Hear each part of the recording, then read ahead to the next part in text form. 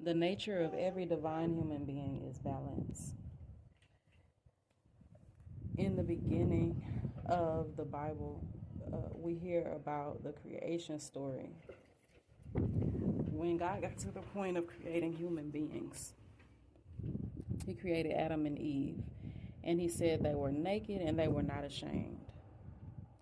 After the fall, after they ate from the tree of knowledge of good and evil, they were aware of their nakedness and they saw it as being a bad thing. Why did they now see their nakedness as being a bad thing? Okay, so they ate from the tree of knowledge of good and evil.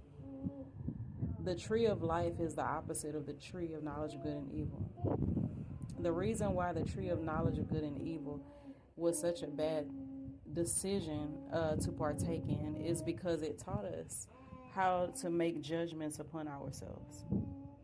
So what ended up happening is that they looked at themselves and they judged themselves for the first time ever. They had a self-awareness that brought about self-judgment, which is not what God wanted us to do as human beings. He didn't want us judging ourselves.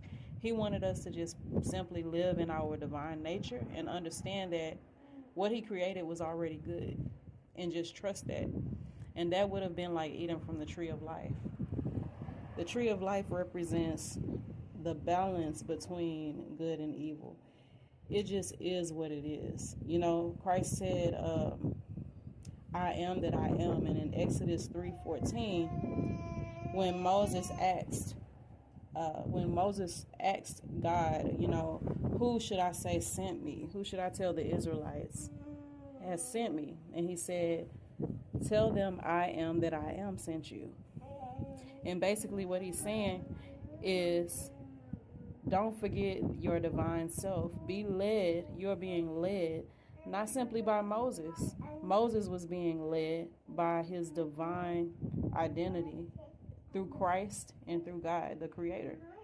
So when He said, I am that I am, what He was saying is that go back to balance. Go back to that tree of life and allow for it to lead you. No more self-judgment, because self-judgment is Egypt. It is the prison that we put ourselves in when we have a knowledge of good and evil, right and wrong, ugly and pretty. All of those judgments that we put upon ourselves, they put us in a prison. They put us in bondage.